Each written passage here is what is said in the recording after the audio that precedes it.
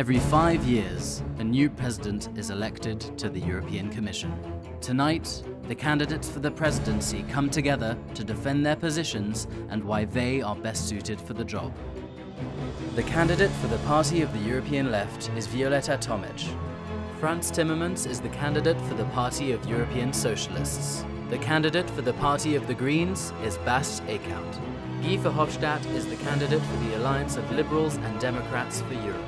The candidate for the European Conservatives and Reformists group is Zahradil. Each of these candidates wants to be the next president of the European Commission. But where do they stand on digital policies, sustainability, and the future of Europe? How will they address the concerns of young citizens? Tonight, we find out. Welcome to the Maastricht Debate. Good evening and welcome to the Maastricht Debate, 2019's first debate between candidates for European Commission President. I'm Ryan Heath, the political editor of Politico Europe. And I'm Rianne Letschert, the Rector Magnificus of this university. And I think they chose us because of our names, Ryan. They might have done that. Think? Yes. Tonight, 5 candidates for the presidency of the European Commission will join us on stage to defend their vision, their ambitions for the future of Europe, and why they are best suited for this job. We invited candidates from all the pan-European parties registered with the EU who are selected for candidate for European Commission President.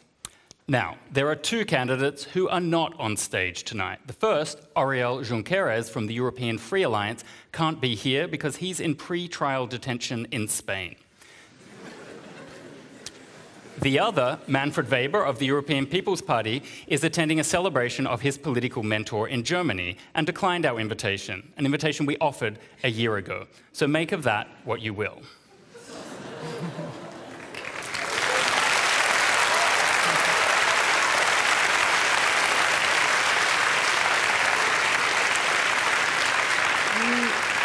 Now, the other thing that you will notice is the shortage of women on stage. Now, that was not the choice of the debate organizers, but the choice of the political parties. And you will understand that we will question you on this topic during this evening. Now, we're here in the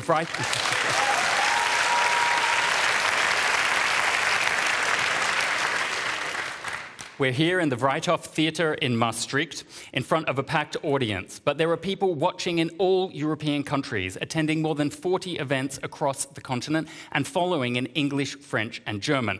And we're here for 90 minutes of pure debate, where we put the candidates under the microscope without scripts and without advisors. And you have noticed that this debate has a very special angle. We focus on the concerns of young people. Many of them will be voting for the first time.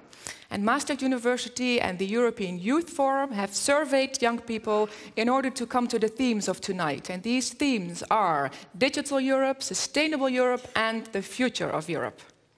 Now remember, we want you to build on the debate about the debate by going online using the hashtag Maastricht Debate on whatever social platform you use. And of course, we also want you to tell us who you think is winning the debate. So you can go to slido.com, enter the tag Maastricht Debate, and cast your vote. Now, for the rules we will use to ensure a fair debate, because that is, of course, important. Each candidate will have 1 minute to make an opening statement. It is fully your choice what you want to address in that minute. And we will rotate the order in which the candidate answers each other questions that follow. Now, when answering the question, we encourage you to respond to the previous speakers, challenge each other as well as answering the questions we put to you. We will ask you 3 types of questions over the next 90 minutes. The first is a type of question where we'll ask you to raise your hand if you agree with a statement that we make. The second is a fairly standard sort of question, a general question that all of you will be expected to answer. And the third type is a specific question, tailored to each of you. Only one of you answers those questions. And any follow-up questions that we ask will be on the basis of following up your initial answer. Of course, if any candidate is directly attacked by one of the other candidates, they'll have a right of reply. And remember, the initial answers are limited to 1 minute. That's very important. And then the right of reply and the follow-up answers are limited to 30 seconds. Now, a clock will be clearly visible to all of you, but also to our audience, so that we can also check this time. And remember, you don't have to use up all of your time. You can also be brief. Audience and young people love brief and non-fuzzy answers. So it's time for our opening statements. We're going to start with you, Frans Timmermans, from the Netherlands and the candidate of the European Socialists. You have 1 minute. Take it away. Thank you very much, and I'm really excited to be here. This is the place I was born. And when I was born here, my father was a policeman, military policeman, patrolling borders that are no longer there. And I see now people sitting here that would not be there 50 years ago. So, you know, if you want to know what the force of Europe is, look at Maastricht, and you know exactly what we can achieve. What I would like the young people here to do tonight is to think, where do I want to be 5 years from now? Where do I want to be 10 years from now? And then take it from there and look at us. And then think, who has the best plans for the next 5 years, for the next 10 years?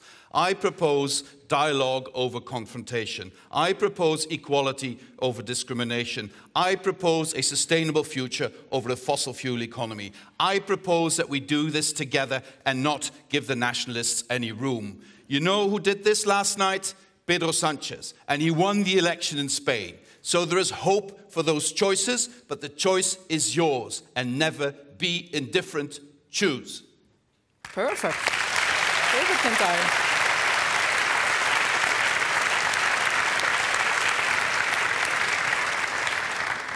Jan Zahradil from the Czech Republic and the European Conservative. It is your turn. Thank you. Hello, everyone. On Wednesday, it will be 15 years since my country joined the European Union. It was a good thing. Many changes happened over those last 15 years. Many changes are yet to happen, waiting for you. But I have to say that we are still not the same. We are still somehow different, and we have to respect that. Do you know, for instance, what's the average salary here in the Netherlands? It's 2,000 euros. In my country, in the Czech Republic, it's 1,000 euros.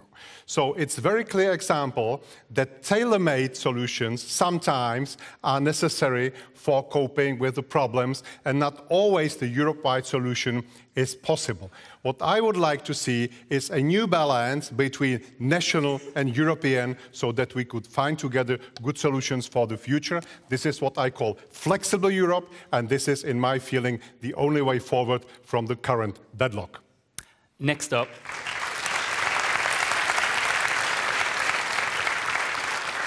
Next up, Guy Verhofstadt from Belgium and the Liberals and Democrats. Yeah, I don't agree with him. Is that okay? Go ahead, please. It's a debate. Well, I think that the youth had to understand, and they understand it, that the world of tomorrow is a completely different world than the world of today. It will be a world of empires, a world of China dominating, India dominating, the US, the Russian Federation. And living in such a world is completely different than 20, 30 or 40 years ago. It will be a world in which our standards, our way of living, our values, our way of thinking of our youth is under threat of these empires. So we need to create really a strong Europe, a united Europe, as a counterweight for that. And for that, we need also a new force in the European Union and in this European debate, a centrist, pro-European force, a little bit away from the old-style parties, Socialists and EPP.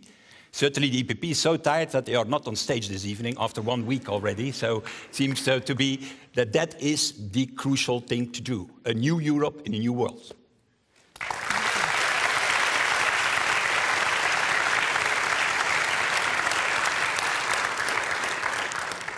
Violeta Tomić of Slovenia and the European Left. Please go ahead. Good evening, everybody. Nobody can deny that today European Union is quite far away from ideas of democracy, equality and justice. For the bankers and stockbrokers in Frankfurt and City of London, the last economic crisis is just a distant memory. But for the people of Europe who pay this crisis with millions and billions of euros of austerity, effects are still here. All across Europe, working families are facing the same problem: how to pay the bills, how to assure the better future for their children. But the politicians in Brussels have time and time again put the interests of banks and corporations in front of interests of the people. And I'm not a Brussels insider like all these gentlemen here are. And I'm glad today that I can present to you the vision of the European left. And your time is up, the interest Tomić. of people in front of the corporations. Thank you.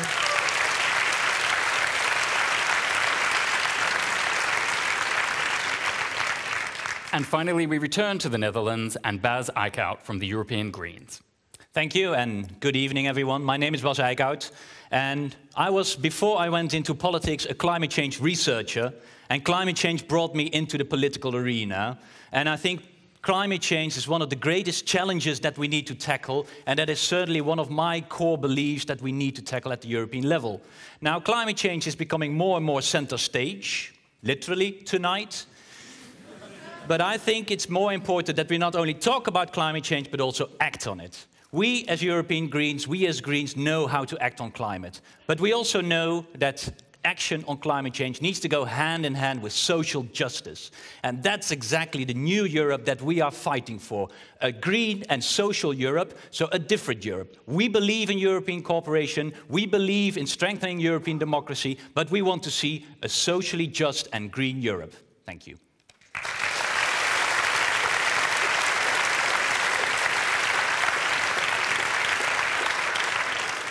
Now, before we move to our first theme, Digital Europe, let's have a look at the polls, the results that we have now. Who do you think is leading the debate? So you can all use your devices.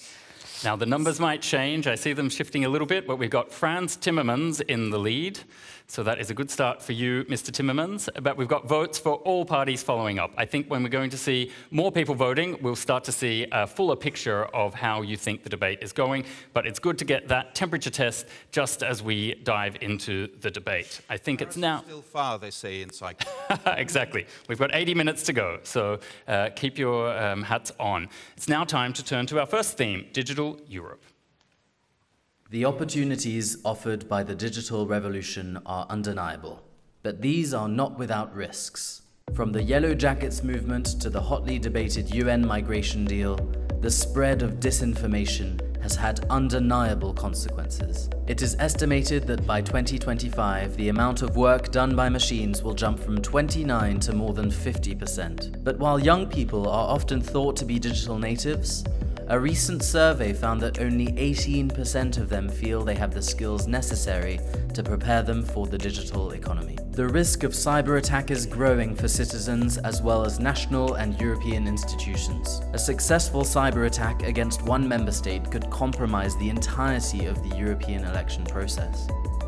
The digital revolution raises many questions for the EU. How to protect citizens from disinformation online? How to invest in skills to compete with new technology? How to safeguard our information and data? And how can Europe maintain competitiveness in the digital economy vis-à-vis the United States and Asia?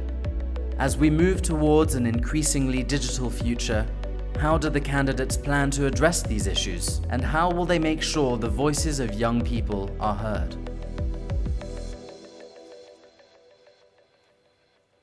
Now, as shown in the video, in 2019, we are learning also the downsides of the digital revolution. Just last week, Facebook's share price rose after news that it expects a $5 billion fine from the United States for privacy breaches. Now, in effect, Facebook is so big that a journalist wrote, actually the other week, that even a $5 billion fine is like a parking ticket for a company like Facebook. So the general question to all of you is, how big do the fines actually need to get? Or what new regulations will you propose to get the tech giants under control? And please also try to be specific in your answer. And the turn is first for you, Mr. Zahradil. 60 seconds. Thank you. I believe we have done a lot. We have introduced a lot of legislation. And I have to say that as a European Commission, I believe it should not act as a government of Europe, but it should rather assist and help national governments to do their job. What we have introduced were 30 pieces of legislation concerning digital single market. Some of them very well protecting our privacy, some of them very well designed to protect us against cyber attacks. There are still things to do. For instance, the e-privacy directive is yet to be adopted by the next parliament, but I believe that we are doing well at the moment. I believe that we cope well with that existing problem. And one thing I wouldn't like to see when fighting with fake news and with disinformation is that we would restrict. By doing that, we would restrict the freedom of speech and freedom of expression, because that, in my feeling, would be very dangerous. So is this an area where you would actually like to see more regulation? Because what I've learned from your party's position is that you're actually in favor of less regulation. But in this area, you would like to see more. What I believe, as I said, we adopted almost 30 pieces connected with digital single market. Now it's time to implement them. Now it's time for reflection, because individual member states have to implement them, and they must be somehow checked out whether they properly work. If not, they could be improved, they could be changed, but in the European Parliament, on the European level, and when it comes to European Commission, I think we've done a good job. Thank you. Okay, now we turn to you, Guy Verhofstadt. What would you do on the fines and the regulation? Well, to start with regulating, because when Mark Zuckerberg came to the European Parliament, the first thing what he said, no, it's not necessary, this regulation. We will manage it ourselves. A few weeks ago, you remember that, Zuckerberg came on television and said, no, I have it not longer under control. We need regulation. So I think that, as we have already done with the GDPR on privacy, we need to go further. It's not to Mark Zuckerberg to tell us with their people who are screening or Facebook in India what is right and what is wrong. And the second thing what we need to do is to create our own internet model. We don't have it in Europe for the moment.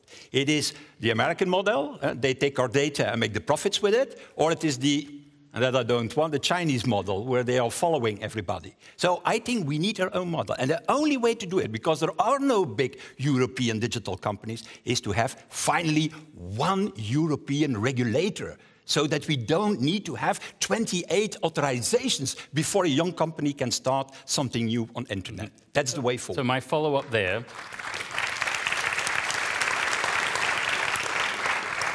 The obvious follow-up there is whether you would engage more directly with the tech giants. Jean-Claude Juncker, as Commission President, didn't really have those direct meetings and those head-banging sessions. Yeah, and with countries like Ireland as well, they've done virtually nothing to enforce the General Data Protection Regulation. So you're saying rip that away from the national regulators like because us. They don't listen. We have seen that with Mark Zuckerberg, but we've seen that with other tech giants, that it is okay to give a fine, but it is absolutely not sufficient. They don't listen. The latest thing what they did was to try to fight against fake news by making it impossible, for example, to have pan-European campaigns. All these candidates here have not the possibility now to make advertisement on Facebook to reach out to all the people in Europe who are using Facebook. So I think we need to take in our own hands this regulation and not to believe in the so-called auto-regulation. Okay. You remember that? In the financial sector there was also... Remember the time is up as well. Okay. So your point is well made.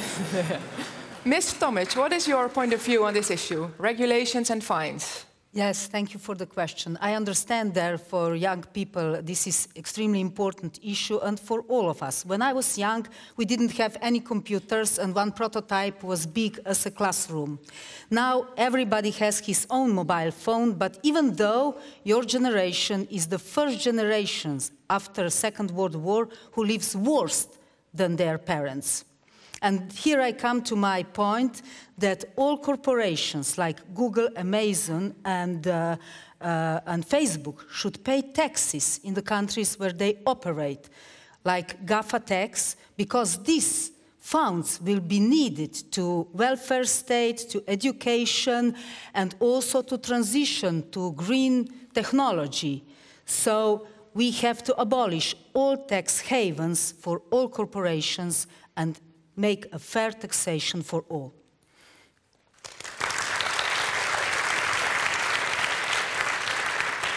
As a follow-up question to you, now there's been a lot of discussion on the new copyright directive that the EU has adopted. Now you've been an artist yourself. What is your opinion on this new directive? Will it limit freedom of speech or will it protect performers and artists like yourself?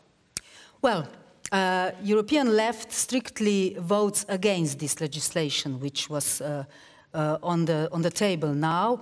But we are quite sure that everybody must have the free access of internet, and knowledge is knowledge for everyone, and we cannot protect from the richest people that others cannot get the right informations. Bas Eickhout, where do you stand on bigger fines and newer regulations? Regulate very clearly. I mean, the digital agenda, the digital future is there and it's giving a lot of opportunities, but clearly it needs to be regulated. Otherwise, what you will have is data monopolists. And I think there, I don't agree with Mr. Zahradil that we are on the right track. For example, in competition policies, we cannot still look at the position of data, which is, of course, centered to a couple of companies. So they need to be regulated. We want to make sure that those companies are delivering services to the people, instead of what they're doing now is making profit over data. And that needs to change. Indeed, on data protection, by the way, Green Rapporteur, he delivered to make sure that at least our data is better protected. This was very much lobbied against by Facebook. But now they have to follow the European rules. They are now claiming that it should be global. And this shows you the power of European regulation. They don't want it, but once they have to comply, they know it's better to make it a global standard. And that's where Europe can be strong. Now, one of the other areas where we know there's a problem is that a lot of these big companies do not pay their fair share of taxes. Occasionally, not at all. You have been very strong as the Greens on clamping down on tax evasion, but how are you actually going to do it? How are you going to convince national governments to make a collective effort, or how are you going to somehow change the EU's powers so that you can take Well, this is about future EU powers, and this is where EU at the moment is lacking powers. Yes, but how? Tell us how. Yes, so how? This is exactly where a campaign is for, that people do realize that you need to strengthen Europe in order to give them the possibility to tax companies. What is happening now is that countries are just competing against each other to offer the lowest rate of taxation on companies. This needs to be European power in order to make sure that every company, and certainly tech companies, are paying their fair share of taxation. And how this means in every country, we need to make sure that they are convinced and the people are convinced that this is the only way to treat and to tackle the companies. Moving on now. Yes, moving on. Frans Timmermans, for you the same question. You know, these things are really amazing. It gives me the opportunity to stay in touch with my family when I'm traveling and campaigning. I can share pictures on social media, and we have all these selfies, and we use them all the time. Amazing. At the same time, there's a downside. These tech companies use the data you give them for free, and they make billions of profits with them. So we need urgently to do a few things. First of all, we need to make sure that your data remain your data. And that you know, if you want to share the data, that you can market it or you can give it away for free, but that you know that you're helping them make billions of profits. And then these billions of profits aren't even taxed. So we have a serious problem on two levels. First of all, data is a new production factor in the economy, and it needs to be owned by you because it's yours. Secondly, we need to tax these big tech companies because they're making billions and billions of profits and they're not paying any tax apart from a small amount of tax in the United States. You need to tax them where they make the profits. That's here, and you need Europe to do that. Now you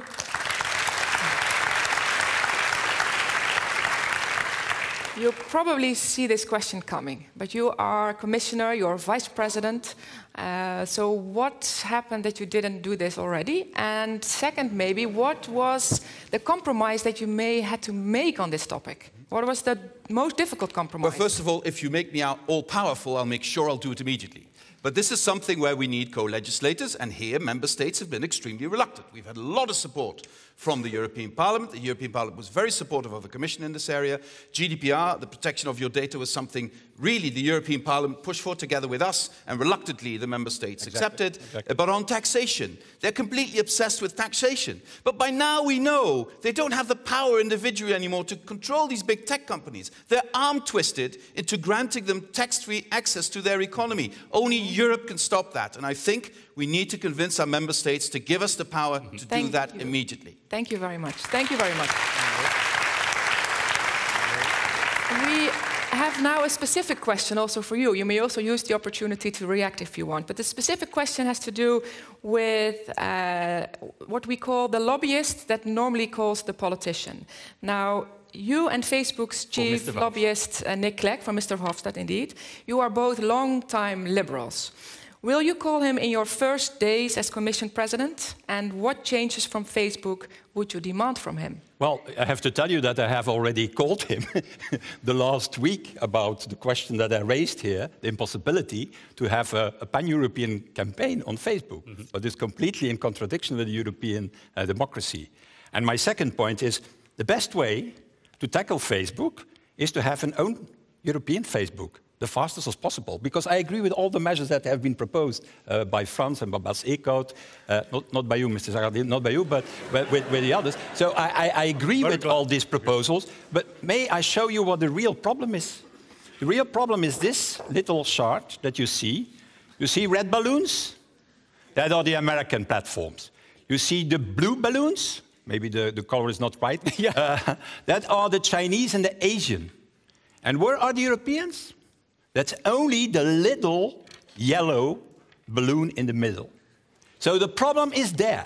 If we create one standard in Europe, one regulator, we will create also our own Facebook, our own Google, our own Amazon. Thank you very much, Mr. And that's the way to go forward. We now have to turn directly to Violeta Tomić. Ms. Tomić, you're from an anti-capitalist party, and while it's easy to criticize capitalism and all of the problems in our globalized, digitized economy, Europeans also need to know from you, where will the jobs come from if we instead tax and regulate and turn away from the innovation that often comes from these big tech companies? Yes, thank you for the question. The jobs must come because the full employment must be taken into the concern.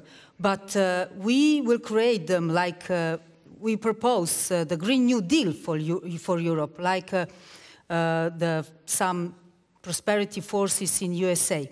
So Green New Deal will create jobs and also the green technology, as well as green energy, and invest in the power and solar, wind and solar power plants.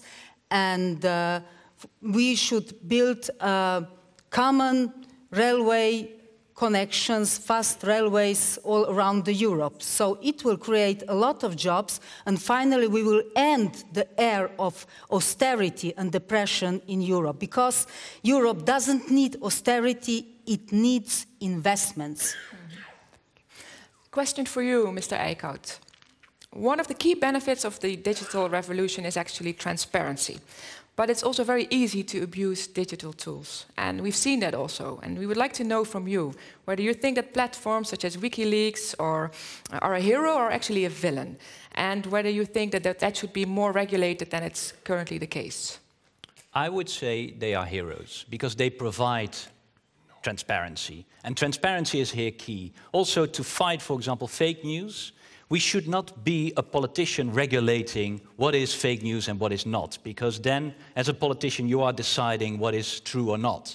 That's absolutely the wrong direction. But we need to make sure that there is transparency. Who is funding? Who is making sure that everything is paid And how will for? you do that then? How will you make sure that there's no abuse of these digital tools? But you can regulate those companies. They want to be on the European market. They love to be on the European market. We have 500 million of rich consumers in the European market. They want to make sure that they deliver their data. Well, then they need to make sure that they are also playing according to the European rules. And here it's just very simple. We have to put in the rules so that it's very clear that there is full transparency on any of the advertisement. And that is how to tackle also fake news, for example. Can I just challenge Got 2 seconds. I'll challenge on Mr. Verhofstadt, because he's always very much into investment. But really, I cannot see that going together with the Liberals have been pushing for an austerity agenda over the last 5 years on everything. It's always so easy in campaign time to say we need investment, but how do you rhyme that with your austerity agenda coming from Germany, Netherlands, Denmark, where the Liberals... Because for the simple...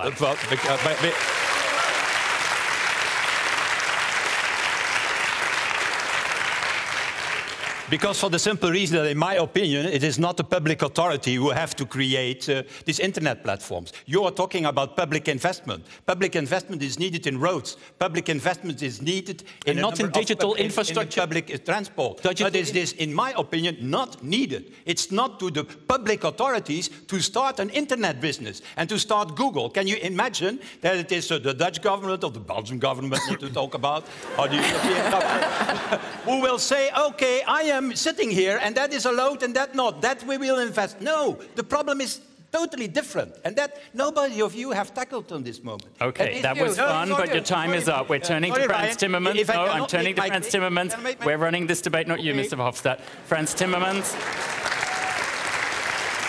Well done. The EU is the world's leading tech regulator, but the bulk of jobs come from innovation, not from regulator and agencies. So on the jobs front, shouldn't the EU, and wouldn't you consider something like an EU-wide startup visa to attract more entrepreneurs and innovation to Europe? Well, I think the access to investment, to money, has already been improved over the last couple of years. We need to do much more, because there's so many ideas in Europe coming up from so many young people. We need to give them the capacity to invest, to have startups, to connect with others. I don't believe in this sort of protectionism idea of Verhofstadt to start your own Facebook in Europe. Let platforms work worldwide, but show that we have new things to add to all of this. Show that, for instance, if we introduce 5G in our cities, we can reduce carbon emissions radically because we change radically the way we organize mobility. Show that these investments lead to a more sustainable Europe. Show the rest of the world that if they follow our example, we can make it a carbon neutral EU by 2050. These are the things the digital world should help us with. And also, we shouldn't be naive. The Russians are trying to exploit this through their bot factories everywhere, to create fake news, to influence our elections. They'll do it again in the European elections. And we need to be alert. We need to protect our citizens against this interference from abroad. Thank you very much. We now turn to you. We turn to you, Mr. Zahradil. One of our Maastricht University students, who's named Daniele Bereni from Italy, asks about taxation of digital companies. And she wants to know, what is a fair tax rate for digital companies to pay, in your view? Well, I have no upper limit, no lower limit, and I think that question of taxation... Isn't zero a little bit too low? I think that the question of taxation is very, it's a very illustrative, because it gives us a clear answer where we differentiate. I don't think that taxation, whatever taxation, should be a matter for European Union or European Commission. I still believe that European Union is not a state, therefore it should not tax businesses. It is upon national governments to tax businesses, because they are states. And I think that European Union should not turn into state. I even don't believe that European Union should create some own tax resources. I still believe that European budget should be dependent on contributions from member states. So what I believe is that those tech companies, those big guys, should be taxed properly, but should be taxed on the level of national states and not on the level of the European Union.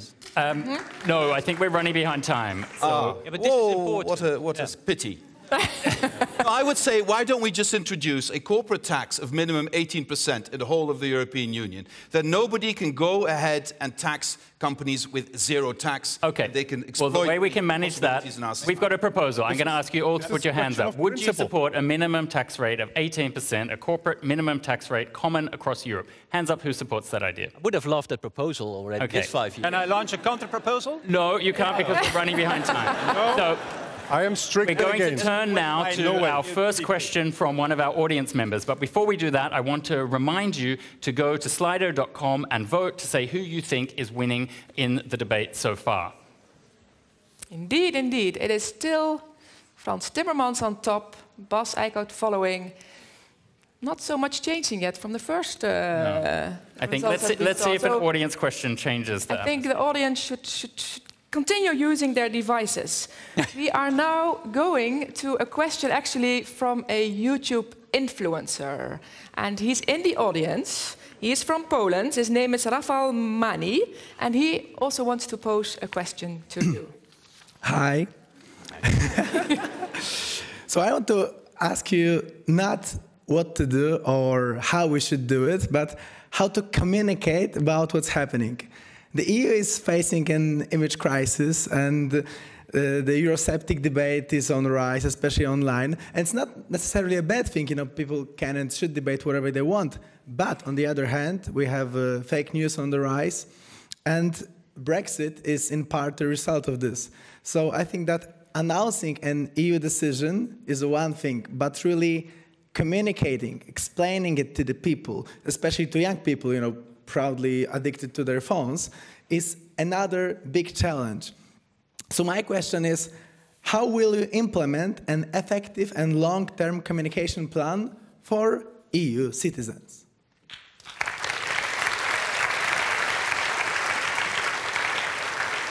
Thank you for that question, Rafał. We'll start with you, Violeta Tomić. Thank you for the question. Probably we have to introduce the fake news scale, which can we measure if it is really fake or it is half fake. Because now the lies are spreading around and fake news are producing a lot of hate speech. And I agree, the Brexit is a result of this. And I'm afraid the rising of far-right ideas are very much supported with this Islamophobia, homophobia, and other hatred which are spreading around the internet. But the case of Cambridge Analytica has clearly shown that using our collecting data is also weapons in politics today. That already means mass control and influence of public opinion, and also they can manipulate with masses. Thank you, Ms. Tomić. Bas, then we turn to you, Bas Eickhout. Do you agree? Respond. Not entirely, because I always get a bit nervous when people say we need to make a scale of fake news and half fake news. Who's going to do that? Who's going to judge? Who's going to determine? I'm not naive, but I am saying you that it needs to be very important that politicians cannot judge on the scale of what is fake news. What is important here, and that is really to the citizens, is to make sure that there is full transparency. And when there is hate speech, it's not allowed. Get them, because hate speech is not allowed in traditional media and not in the new media. To answer, Rafał, what is your communication strategy? Our communication strategy is very clearly to make sure that people start to understand how social media works. That is very important. Provide transparency, provide also people that they get used to working with social media. That is very important. And regulate it, make sure that the protection of data and that the data power is broken by these monopolists. That is important. You can tackle it, but you can't tackle or judge as a politician what is fake news.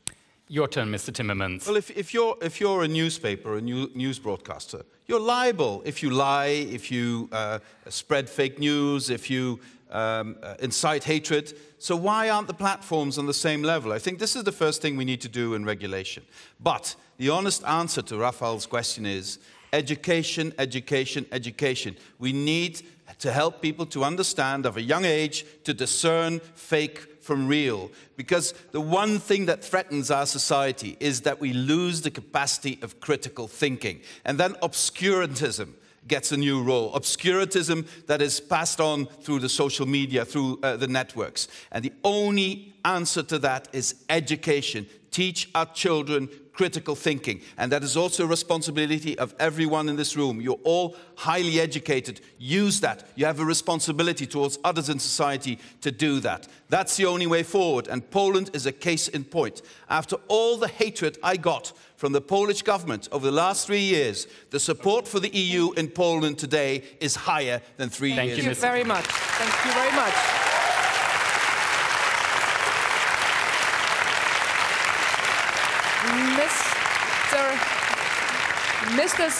Mr. Zahradil, what is your answer? What is your effective communication strategy? And will you and your party be the next influencer, as is done by the youth, through YouTube, name it? I take the point.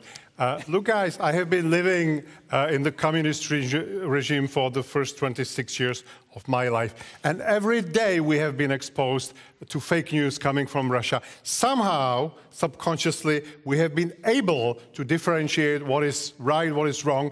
We knew that they were lying to us. We survived, and we were able to separate the lie from at least some partial truth. So, I firmly don't believe that any above-designed communication strategy would work.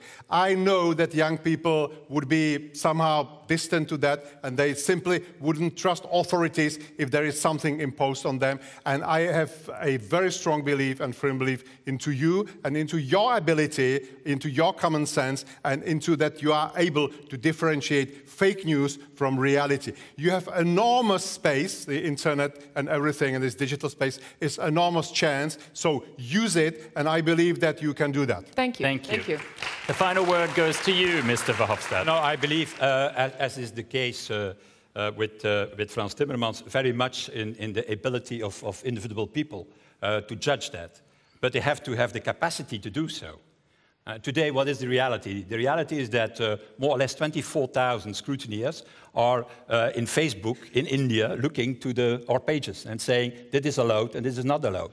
But who is Mark Zuckerberg and his Facebook that he has the power to do so, while this is in fact a task for public authorities to do so? So we need, besides that, a regulation. On what specific thing? That's on the algorithms, Mr. Zahradil. The algorithms that Facebook is using are making that people are always saying the same thing. So they see one thing of fake news, they been offered a second thing of fake news, a third thing of fake news. So these algorithms need to be regulated as fast as possible. And then the third thing, and I say it to Bas Eickhout, who don't like liberalism, I've understood, in any way, we need competition. If you have different choices next to Facebook, then people can judge and can choose. Thank you, Mr. Verhofstadt.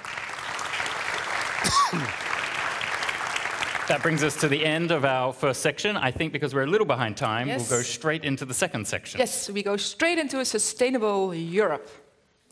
The EU claims to be a leader on climate action. Yet in many member states, there are problems with putting these goals into practice.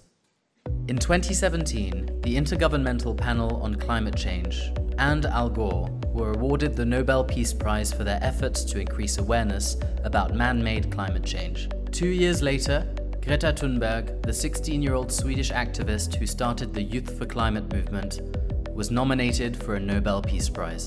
In March 2019, young people around the world took to the streets to demand political action to cut emissions and fight rising temperatures. Without a long-term strategy on climate change, national regulators worry that banks are leaving themselves open to financial risk. The European Investment Plan, launched in 2017, contributes to sustainable development, growth and jobs, while also tackling the root causes of migration. But the plan has been criticized for its lack of focus on sustainable development and poverty reduction. National lawmakers across Europe fear a backlash if they move too far or too fast. How can the EU successfully integrate sustainability into its financial policy? And how can the EU balance economic interests with climate needs and sustainable development? Now, EU surveys consistently show that most Europeans believe that the EU needs to take a strong role in both climate and environmental action. It's not something to be left to the lower levels of government or public policy. That's especially true of the opinions of young Europeans. So let's start with a relevant hands-up question in that regard. Each of you, raise your hand if you support the student climate strikers. We've got 4 out of 5. Okay. Now, here's the hard question, and you don't get to answer, Mr. Zahradil, because it won't be relevant to you. What are you going to do about supporting them if you become Commission President? Because it's a follow-up question, we give you 30 seconds only for your answer. And the first person to answer is Guy Verhofstadt. I think that we need to go from the defensive way we look to climate change to a more offensive way. And that is based, in my opinion, on 2 different strategies. The first is to put environmental standards in our trade negotiations. I don't think that we need to go forward with a trade deal when a country is saying, oh, the Paris Agreement doesn't exist. And second, to invest in these specific activities for the future. Batteries, or for example, if I can give this example. 3 seconds. Okay, I will wait for the next one. Thank you very much. Violeta, Tomić. Your turn. Thank you. I saw a very emotional speech of Greta in European Parliament, and I couldn't agree more. Our house is falling apart, and the time just for cosmetic changes is passed away, it's finished. Now we have to act. We have to act very, very quickly, and you have to make a plan how to battle the biggest crisis of 21st century, because now it is humanity which has to survive, and we have to fight for it. Straight to you, Bas Eickhout. Well, first of all, we've got news, because the Liberals in the European Parliament voted for negotiations with the United States, who did not sign up, or who is saying we want to get out of the Paris Agreement. So if Guy Verhofstadt is serious about his claim, then he will also make sure that those negotiations will not take place. So put the money where your mouth is.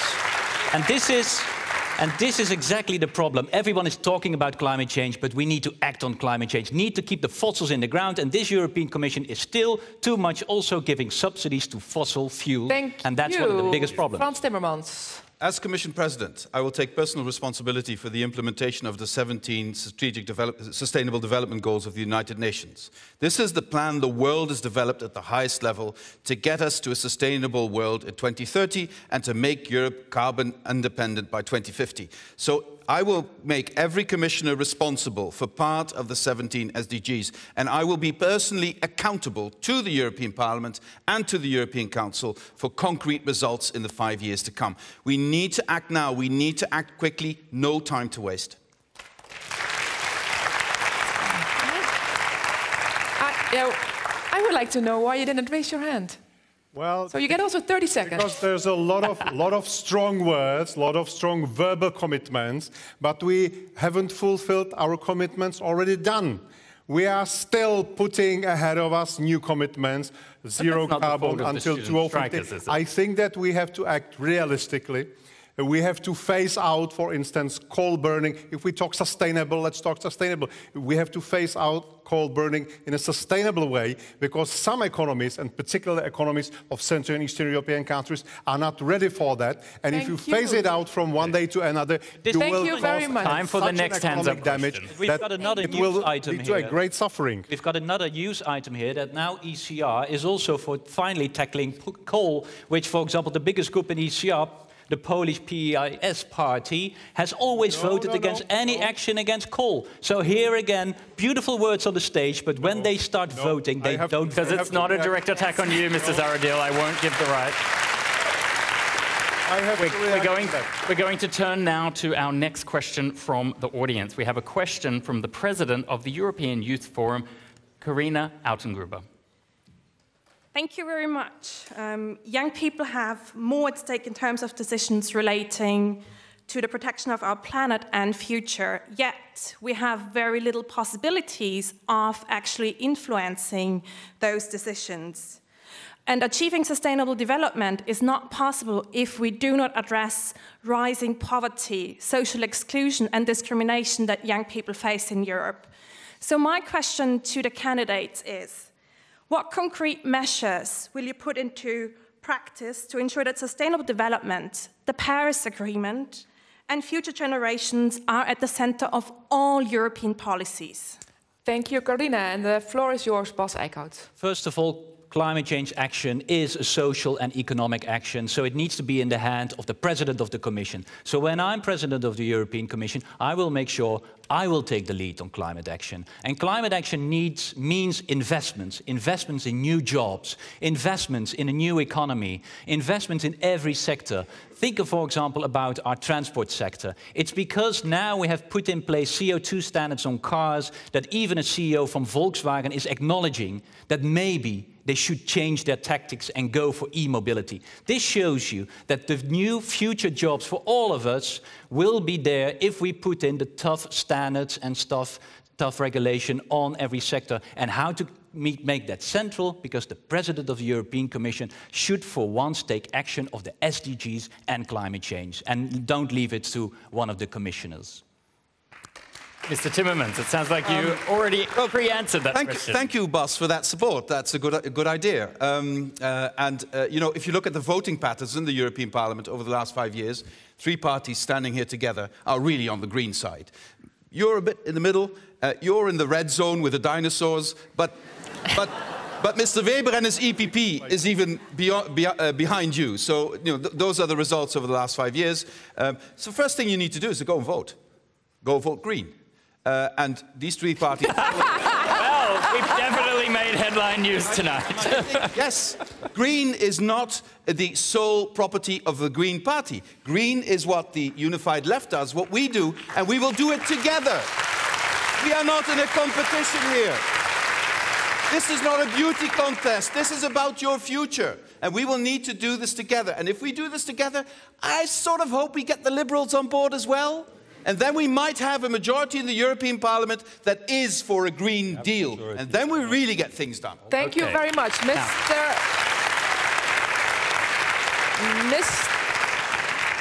Zahradil. I think you want to react to Mr. Timmermans. I always like Jurassic Park, so I don't mind to be called a dinosaur. The thing is that if we go too fast, we will not help the young generation from the trap of some disadvantage at the market. That's very clear. I was talking sustainable, and I think that we have to come out with some sustainable solutions that will not damage our economy, that will not come up with economic disaster, and that will not rise up the poverty. Look at what happened in France, where President Macron came just with a small tax on fuel, and this was unsustainable, unbearable for certain social groups, for certain age groups, and they started to protect because that was done in a pretty unsustainable way. So we have to choose right timetable, and we must not threaten and endanger our economies while sticking with the Paris Climate Agreement. But I consider this zero carbon economy until 2050, excuse me, pretty unrealistic. Thank you very much. You know, if you do what Macron did, if you do what Macron did, first lower the taxes for rich people and then tax people with average or lower incomes, you're bound to get protests from society. That was the wrong decision. Yes, but you've also had your turn on this question. Mr. Verhofstadt. First, I'm very pleased that everybody is saying, yeah, if the Liberals are on board, then things will happen. I think that's... okay. I think it's quite true because in the last years, and Frans has seen it, and Bas also, Bas Eickhout, every time when all these CO2 emission reductions have been voted, it was with the support of the Liberals, because otherwise there was no majority in the European Parliament. So let's be honest about this, and I hope that you can recognize it, that this Liberal group, and that will tomorrow be far more the case. That's the reason why I said, but that's the reason why I said, well, wait a little bit, that it is necessary for a trade deal also to include the Paris Climate Agreement. And second, my second point is we need to be more concrete. For example, European champions in sustainability, that we need to create. We cannot create maybe them in internet, but in sustainability. For example, in batteries. For example, in public transport. For example, in environmental meat. It is this university, the Maastricht University, who have invented with Mark Post, Professor Mark Post, environmental meat. Let's create an industry from Maastricht starting, I should say. If you think Paris Climate Agreement should be in trade deals, does that mean no US trade deal until in the agreement? Our new party, as you know, yes we have an agreement. Yes or no? The answer is yes, I said it already in the beginning. Good, okay. Okay, thank you. We go to Ms. Tomić. What are your concrete actions to the question of Carina? So please also be concrete. That's what our audience likes. Where we don't agree with neoliberals is that we don't believe that it is possible to have an environmental turnaround in neoliberal capitalism. Because it follows just profits, not people and environmental welfare. Because the European Commission is surrounded with 80,000 lobbyists which are working very hard that their voices are heard louder than people's voices. So we have to find the political will and power to change the system. This is the only solution. Revolution. Now, we return to specific questions. Frans Timmermans, I think you wanted to respond to some of the other candidates, and please do that. My specific question to you, though, is that Europe is proud of its climate targets, but with only 7% of the world's populations. How will you ensure that Europe isn't at a competitive disadvantage? Because Europe can't act on its own, really. It has to bring everyone else with it, otherwise it will be at a disadvantage. Yeah, because the rest of the world wants to be on the European market. We've seen it before. Whenever we create higher environmental protection standards, higher social standards, parts of the economy say, don't do it, we'll lose our competitive edge. The opposite is true.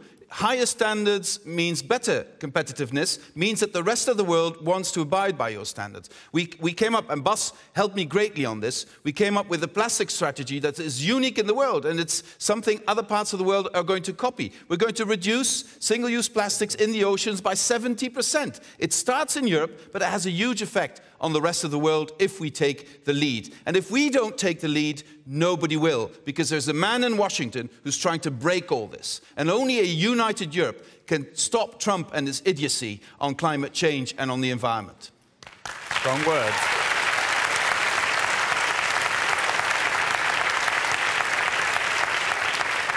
Mr. Zahradil, now meeting Europe's climate targets will require major industrial changes. Now, you didn't raise your hand when we asked whether you support the climate strikers, but we do want to know, how are you going to deal with the climate challenge that we have? Coal mines closing, car factories going electric, but you apparently want to cut old rules and freeze new ones. So how can we reduce new urgent climate pressure if you tie your hands behind one back? Well, again, European Commission has two basic instruments how it could assist and help member states to tackle problems. One is legislation, the other one is budget. I think that when it comes to legislation, we have made our deal, we have made our portion. When it comes to money from European budget, we have a couple of programs in the next multi-annual financial framework. We have innovation program, so-called Horizon Europe, 100 billion of euros over the course of 7 years, which will help. We have a program called InvestEU, which is somehow repackaged Juncker's plan with 650 billion of euros over the course of 7 years, investing to new technologies, retraining, new skills, also digital economy, innovation. So I think that within the range of the European budget, there are good plans and we should stick with them. Thank you. Okay, we'll turn to you, Mr. Verhofstadt, now. Your ally, Emmanuel Macron, has said there is no planet B, but his fuel tax plan was a disaster, both for him politically and for the rural French. Do you reject the idea of fuel taxes as part of your climate action strategy? No, he recognized that, first of all, that he made a mistake. And I think that's a great thing for Emmanuel Macron, that in the big debate in France, he had recognized that he wanted to go maybe too fast.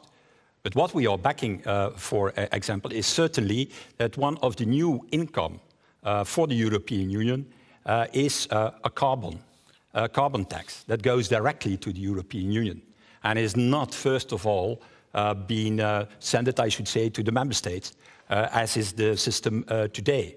And the second thing, what we need to do with that money is the fastest as possible to investments in new sustainable programs. I already give the battery. We have an enormous car industry, but we have no common battery for it. We have, for example, meat. You know that cows and animals are the source for 14% of the CO2 emissions. If we can have environmental meat, that would be a solution. Then public transport. So concrete proposals and money of the carbon tax going in these concrete proposals. Thank you very much.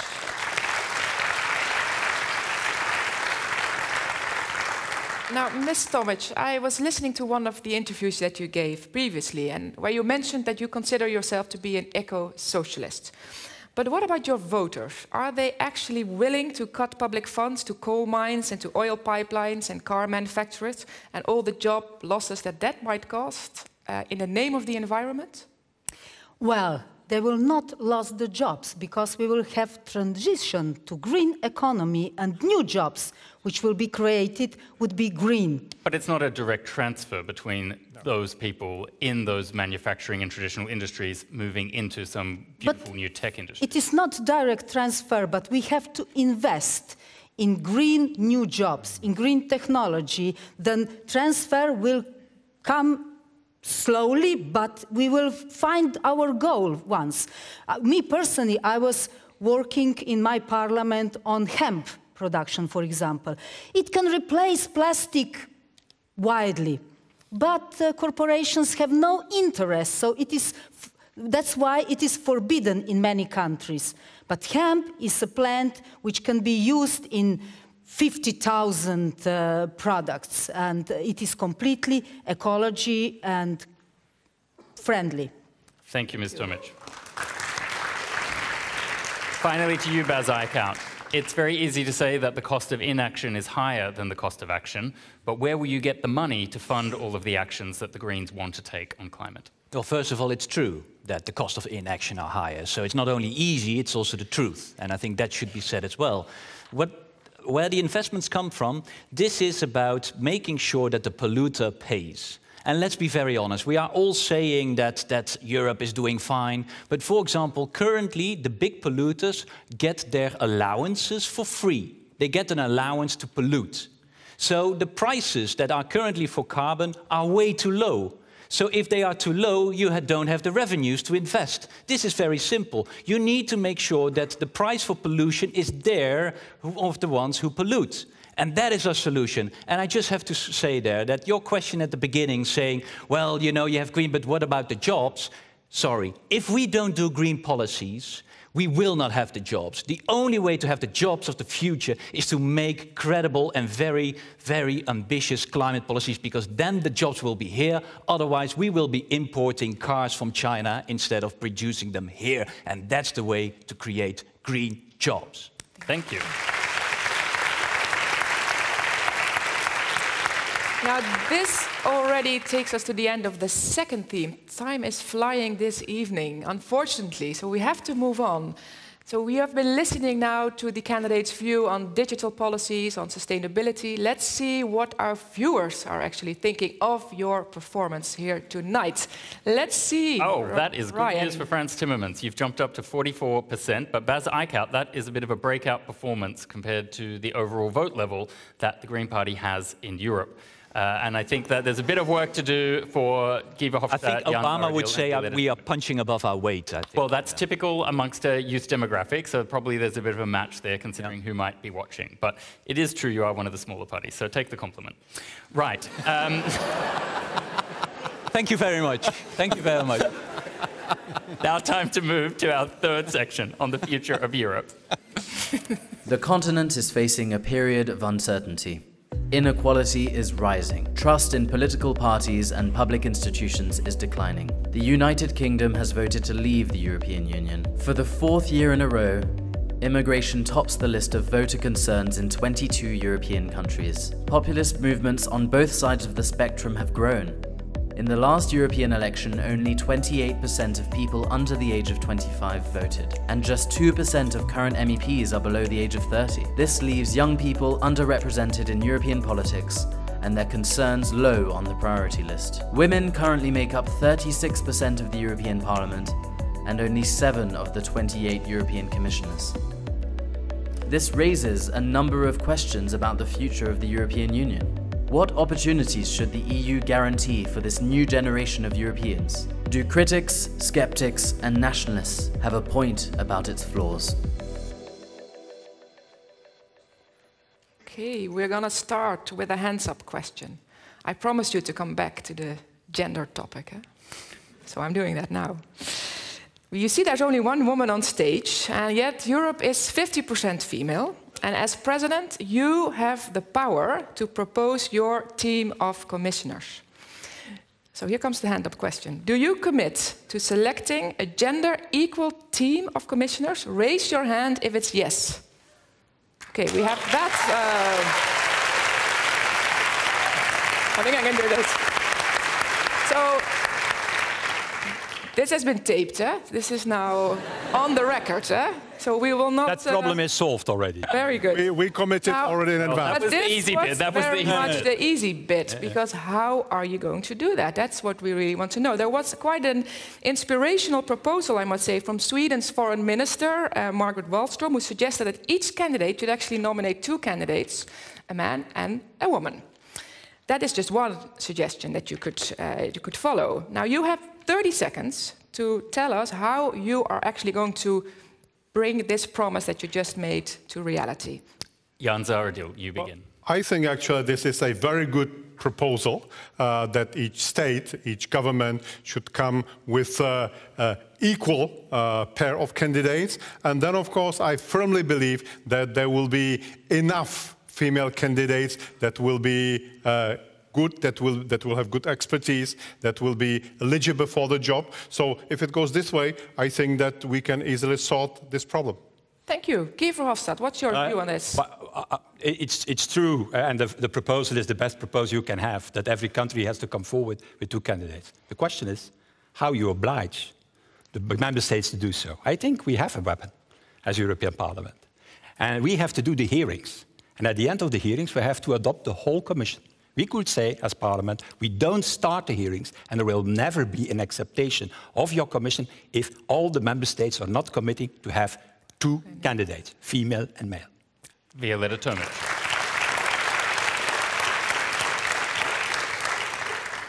European left is in European Parliament the only parliamentary group which has the similar number of men and women. And it was not... It just happens. And also the leading candidates. We have 2, Nico Coué and me. So we don't want to fight for quotas because in left we have equal rights. But this proposal for the European commissioners, it seems good for me. Thank you. Very clear. Eickhout. Well, first of all, practice what you preach, and also we as Greens have 2 Spitzenkandidaten, so we have 2 lead candidates, a man and a woman, and Ska Keller, she will be there in Florence and Brussels doing the other 2 debates. So that's first. Secondly, as a president of the European Commission, you have a power towards the countries. Indeed, you force them to come up with 2 candidates, but also make very clear, if they want to have a good position in the European Commission, they need to deliver on female candidates, because I, as a president of the European Commission, will only hand out the good positions to female candidates. Fighting words. Frans Timmermans, can you match it? Did I mention Pedro Sánchez already tonight? Yeah. I think I did. Huh? Yeah. Let me mention him again. He did talk about quota, but when he came with a government, there were more women in it than men, and they are all high quality. So the danger of quota is that you then get the stigma, as woman, you're in there because of a quota, not because of your quality. So I don't like the idea of quota.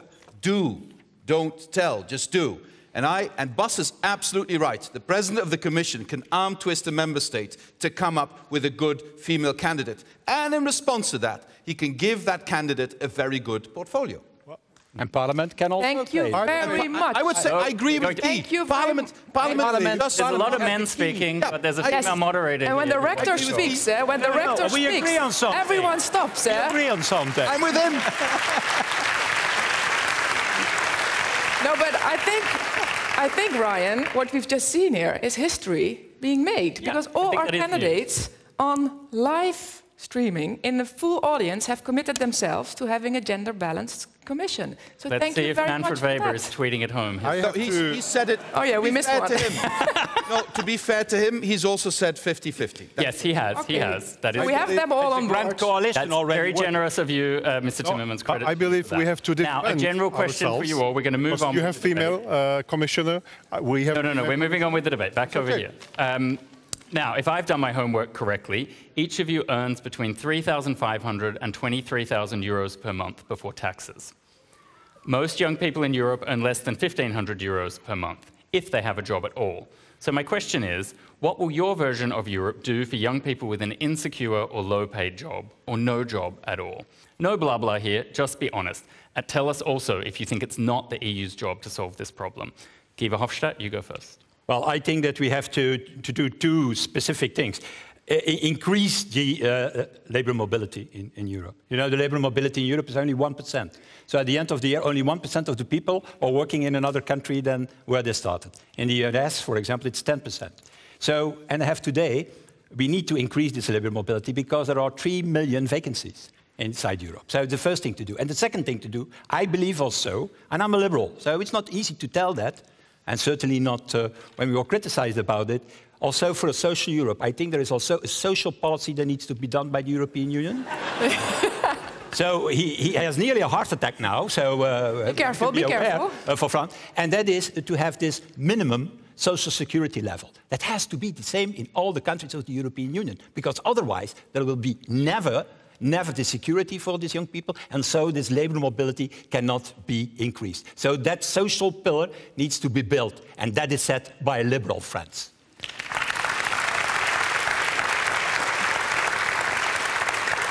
Violeta, Tomić. We're going to make a new group, as you know. We will be. You're very close to each other. Well, but you're in the middle, Bas. That's very good. He hasn't talked to Mark Rutte yet. Oh. But now my proposal is that he does itself, because he will be the candidate of Mark Rutte. But now we will go to Violeta, Tomić. Please, your turn. Yes, it is a shame for the European Union that it is hidden 120 million of poor people and 21 million of unemployed. Most of them are young people. It is very, very bad start for your career and for your family life if you have no access to proper jobs and to normal housing. So that's why we have to really take care of full employment, and the minimum wage, which will be 20% over the minimum costs of each country, and social insurance, pension insurance. We have to make a welfare state for all. And ECB should take into concern full employment, not just inflation and euro. Bas Eickhout, that was a very concrete proposal from Violeta Tomić. What do you think about that, and what else would you do to support those young people? I agree here. I'm also a bit surprised, to be very honest, that this is a bit maybe confusing for people in the audience, that every time when we are discussing, we seem to agree, although this is exactly a topic where the current European Union did not deliver. Why is there no proposal for a minimum wage at the European level? It did not come from the European Commission. The Liberals have never seen proposals from them on that, and now suddenly we are supporting it. Why is there still possibility not to pay your interns? Also there we can make regulation. Has not been proposed.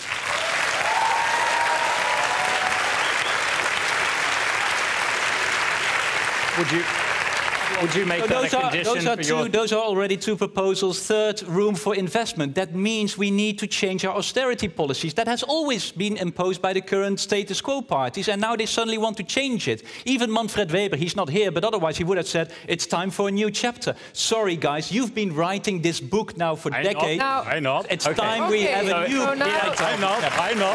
But you too, Mr. Verhofstadt. So, Bas, now it's time to put your money where your mouth is. You are probably not going to become Commission President, being from the smaller party. But that's not my point. My point is that your votes could help elect that Commission President. So would you make, as a condition for supporting someone to be Commission President, support for those sort of initiatives for you? Absolutely. It's very clear for the Greens, and I said it in the introduction, a green agenda needs to go hand in hand with social justice and a social agenda. And for the Greens, it's very clearly the new European Commission finally needs to deliver on green and social issues going hand in hand. And now we turn to Frans Timmermans, because you have been writing the book, according to Bas. So what's your answer and your reaction? Look what Stefan Löfven did, the Swedish Prime Minister. He came up with the idea of the social pillar, innovation. And we have already, thanks to the European Parliament, 24 legislative proposals have been adopted to make Europe more social. So we are moving, but not fast enough. I agree with Bas. We need a minimum wage in every European member state, which should be approximately 60% of the median wage. Then you can construct a decent social system. But we also need to understand that a 16-year-old person with a rucksack on his back with Deliveroo letters on it is not an entrepreneur, is somebody who deserves a decent contract, somebody who deserves social protection. And would it kill us to pay 50 cents more for a pizza so that we can be sure that people are protected when they do their jobs? No, it wouldn't. And these are the things we need to do in the next couple of years. We also need to have a fair taxation system, and we need to restore the position of trade unions so that they can negotiate and bargain collective agreements so that salaries can go up, and we can also solve the problem of Central Europe, because salaries are far below what they should be in Central and Eastern Europe. Thank you. Perfect timing.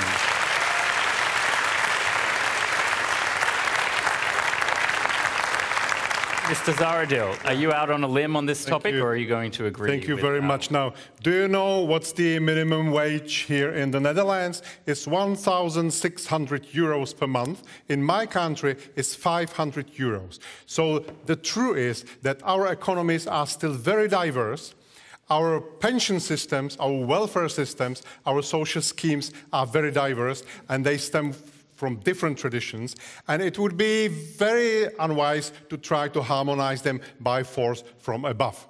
Second thing is, and let's be again very honest, European Commission will not create jobs for you. European Commission can create atmosphere or can create conditions in which jobs will grow. Do you know what's the unemployment in my country? It's less than 3%. It's the lowest in European Union because we have flexible single labor market, we have flexible part-time jobs, and we introduced a good labor code, and I think that we should encourage member states to follow. And I don't think that it would help to come with a bigger redistribution. Thank you Okay. very much. Thank you very much. Pick up on this. 3 seconds. I'd like to pick up on this because the cost of living in Central and Eastern Europe and Western Europe is not that far apart anymore. But the wages very often are only 1/3 of Western Europe. Many times from Western European companies not paying decent salaries in Central and Eastern Europe. This needs to change. But for that to change, Central and Eastern Europe should let trade unions actually have some influence in society. They have. No, they have. Excuse me. Not like in Hungary. My dear candidates, we now go to the specific questions we have for each of you. We are really running out of time, so we are going to hurry a little bit. And I'll start with you, Ms. Tomić. Your party, the European Left, says on its website, and I quote, has been the only European parliamentary group systematically opposed to the European model of Maastricht. Oh, I was... End of quote. Meaning the EU built around a single market, currency, political union. Now, we are here in Maastricht tonight in a reunited continent, an enlarged union, and during Europe's longest period of peace. Is it really so bad? Well, I'm very glad to have this debate in Maastricht, which is very famous on Maastricht rules, which is very strict about fiscal discipline, about austerity and everything, but not a word inside about social justice, full employment, welfare state, pensions, salaries, minimum salaries, nothing of it. So we think that this is the reason that far right is rising, because they harvest success of these neoliberal policies and they collect the anger and frustration of all those people who have the feeling that neoliberal globalization is leaving them behind. That's why we need more justice, more social Europe, because if we want to save the Europe from itself, then we have to create more just social system, not one for the rich and another for the poor. Thank you.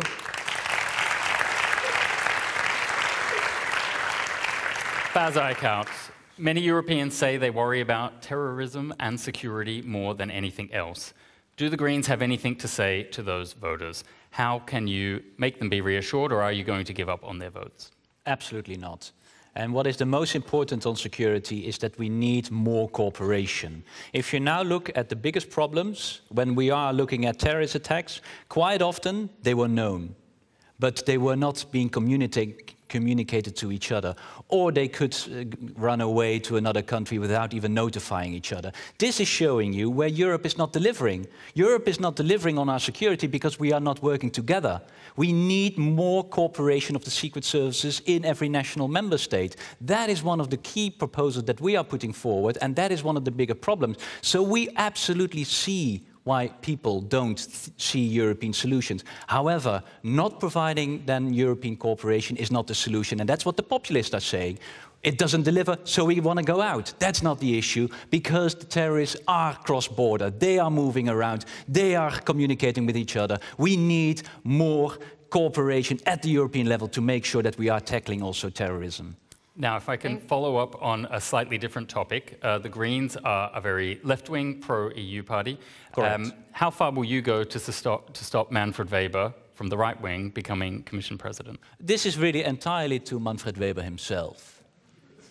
is he going to build a majority with the progressive parties that really want a different Europe that needs to deliver on democracy, green and social?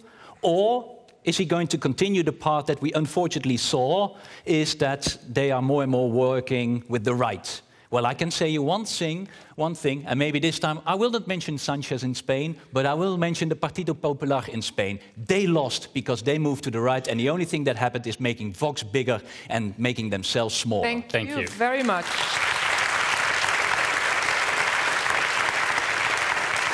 Mr.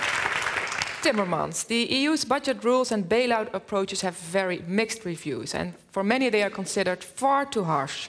Knowing what you know today, what would you do differently as president when it comes to the economy? What we need is to make sure that we convince Europeans to leave this fear for moral hazard behind. What I'm saying is this: Europeans today fear sharing their destiny with other Europeans because they believe other Europeans make abuse of that, make bad use of that. That is going to hold us back. And we need to have a debate of how we organize solidarity within societies, because the difference between rich and poor in most of our societies has hugely increased, which is undermining societies and which is helping the far right. And we need to make sure that we have more solidarity at the European level.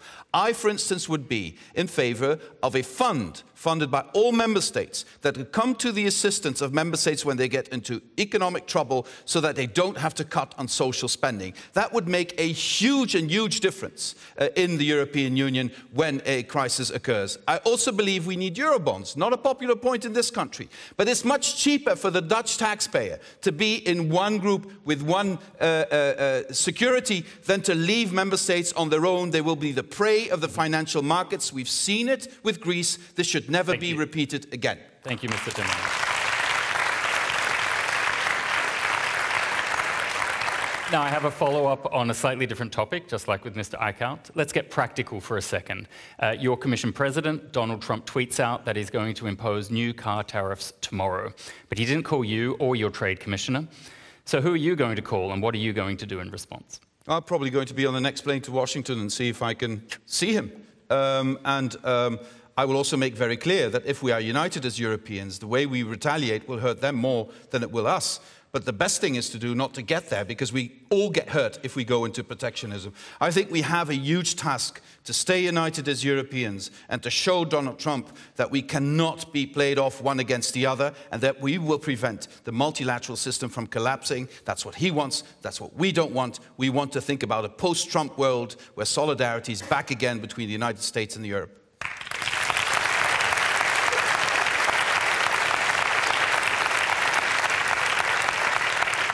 Now, turning to you, Mr. Zahradil, we now have a stronger border and coast guard, something you support, but we also have a naval rescue mission in Europe that has no ships. Doesn't that condemn migrants to drowning in the Mediterranean? Well, I have heard Mr. Juncker saying that he would like to find funds for employing 10,000 new members or employees in Frontex. I would say that if he has funds, he should rather try to assist national capacities in countries like Bulgaria or Spain or Italy, because I believe that their national capacities know better on site how to tackle the situation. I think 3 or 4 weeks ago I talked with Bulgarian Prime Minister, and I just asked him if we had an option, would you like to have stronger Frontex with more employees, or would you like rather to be assisted from the European Union by some, solidarity package to help you with your national capacities? He, of course, chose the other option. So I would go rather in a way of strengthening national capacities of our border states. Thank you. We also have a follow-up question for you. Your natural ally seems to be the European People's Party, who is not here tonight, which is really a pity.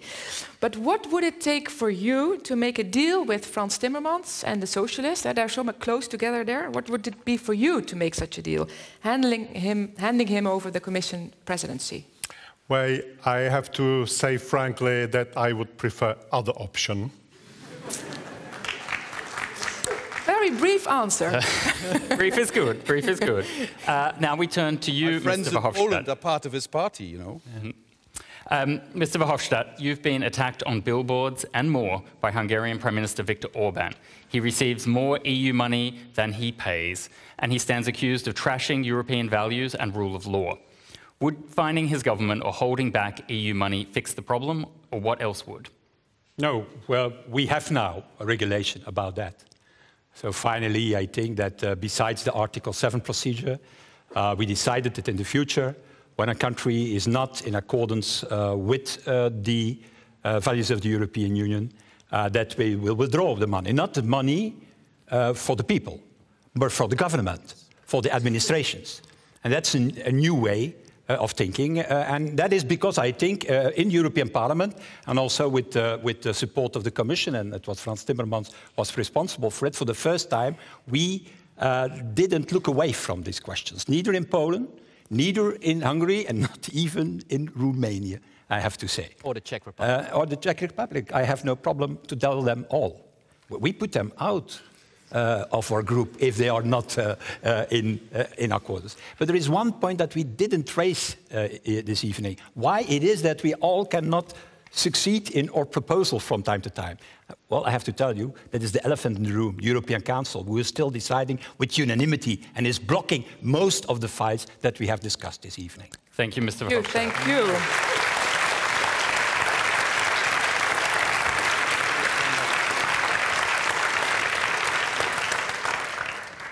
Now, the question that we are going to pose you now is your chance to give final comments. We're already at the end, almost. We have a question from Ine Tollenaars, who is a campaigner with the anti-poverty NGO One in Brussels. Hi. Well, as said, I'm an activist, and in my experience, most politicians do not really have the political will or courage to really build and improve Europe, but instead they tend to focus on quick fixes and crisis management. And how are you going to inspire the European citizen, and especially young people, and more concretely, what is your boldest idea for the future of Europe? Bas Eickhout, the floor is yours. What is your boldest idea for Europe? The boldest idea is to make the Sustainable Development Goals, and that's where one stands for, it's eradication of poverty, to make that the lead in all our policies, including our trade policies. Because this is one of our policies where, until now, trade and delivering on trade was the only aim. Whereas for the Greens, for me as a Commission President, it is about eradication of poverty. Make that central. That's why we do trade deals. That will create a race to the top instead of what we do now, a race to the bottom. This is really a fundamental shift in all our policies, agriculture policies, not being discussed today. Also here, all these parties have been supporting agriculture policies. Agriculture policies are having the huge impact on the third world countries as well. So make eradication of poverty, make the Sustainable Development Goals key of our policies, and that would be my line as President of the European Commission. Thank you.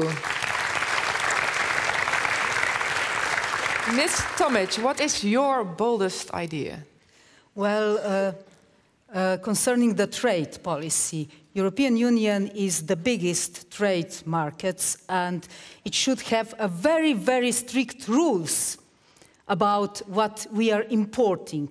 And we should never have in our markets anything what is produced with slavery work, with children work, with destroying the nature, rainforests and oceans. And this will move all the earth in the different position. So we have to be responsible as Europeans because a lot depends on us. So poverty, extreme poverty on the earth is a big problem. That's why many people are running out of their countries. And we have to help them to build their society, that they can live safely there and not to jump anywhere with NATO and the weapons. Thank you. Guy Verhofstadt of Liberals and Democrats. I was hesitating. I want to talk about European army, because I think it's the biggest waste of money inside the European Union to have 28 armies for the moment. But I will take something else, that is European migration policy. Because the nationalists and the populists, what I cannot understand, what I cannot accept, and I think there's the same for the others, that there are still thousands and thousands of people dying in the Mediterranean Sea at all door because of the lack of a European migration policy. Because when there is a problem with migration, with asylum, it's not Europe that is the source of it. It's all the member states who are not willing to deal together with this issue. To have a European Border and Coast Guard, for example. To have European asylum rules, the Dublin system, still blocked in the European Council. To have also a European economic migration, a type of a blue card, because it's nonsense to talk about migration and to say, oh, they cannot enter. This is the lack of European migration policy that makes, in fact, the fortune of nationalists and populists. And that is what would be my first priority, to create it. Thank you.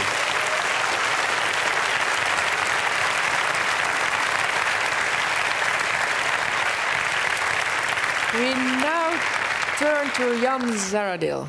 The floor is yours. Final statement. Well, perhaps I could start with what my constituents tell me. And my constituents tell me that they do want Europe that does less, but does it better. Sometimes they have a feeling that the European Union is patronizing them, is lecturing them, is telling them how to live, what to do, and they are not happy with that. And this is my idea of the European Union of the future. I want scaled-back European Union. I want looser and flexible European Union. I definitely do not want an empire. I do not want United States of Europe. I think that Europe should be multi-speed, multipolar, and multi-currency, and I believe it should give enough space to its member states also to pursue their own policies whenever necessary and whenever it brings more benefit than some Europe-wide solution. And as I said before, not always the Europe-wide solution is the best solution. And now we turn to our final respondent, Frans Timmermans. You know, I can understand very well that if you're your age, that you think Europe is about crises, because as long as you've been following Europe, we've been going from one crisis to the other. But we are capable of very bold things. My parents' generation saw an incredible thing. Reconciliation between France and Germany, thought impossible. I saw myself the fall of the Berlin Wall and the reconciliation of the whole of Europe, which was thought impossible only a couple of years before. The next generation, our task, is to bring real reconciliation between Europe and Africa. That is the only way we're going to deal with the migration crisis. That is the only way we can retain our feeling of humanity. Because every time somebody dies in the Mediterranean, it's not they just dying, it's a piece of our humanity that is lost. And this opens a door to the nationalists, to the extremists, to the xenophobes. This opens a door to politicians describing other people as rats. I don't want to go back to that part of European history. I want us to embrace the future. And if you want one bold idea from me is embrace Africa as a sister continent that we need to develop together to create a prosperous future for all of us. That would be my bold idea for you.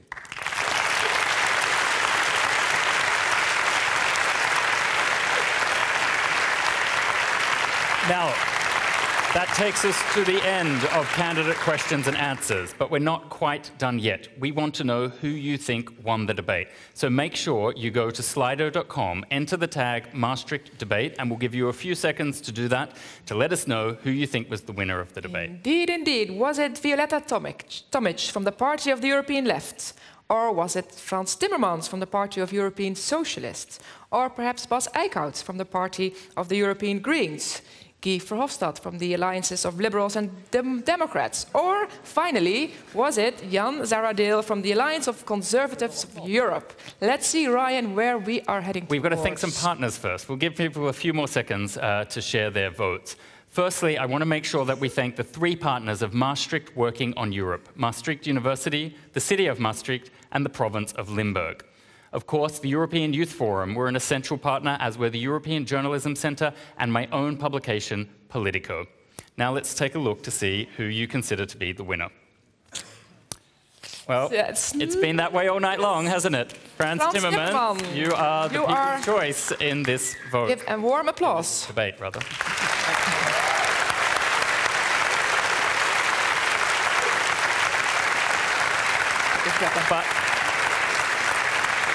I want to thank you all, because I think that was a very interesting and stimulating debate. Of course, I would say that, but I think it's actually true. Absolutely. And Bas Eickhout, 36%, that's nothing to sniff at either. And it's still moving, so the whole night it can continue. Thank you, everyone, for joining us tonight and making the Maastricht debate such a wonderful experience and a real reality. And thank you for our candidates on stage, for your wonderful answers, for your performance. Thank you to our audience, both here and viewing live. And thank you to Ryan, my partner tonight. You're very welcome. I had a great time. Now, most importantly of all, thank you, Rihanna. And also, make sure you go out and vote. Continue this debate online with the hashtag Maastricht Debate. Get out there between the 23rd and the 26th of May and cast your vote. And go to politico.eu/EU 2019 if you want to follow further news about this election. Thank you to all of our candidates. And again, Rihanna. Thank you.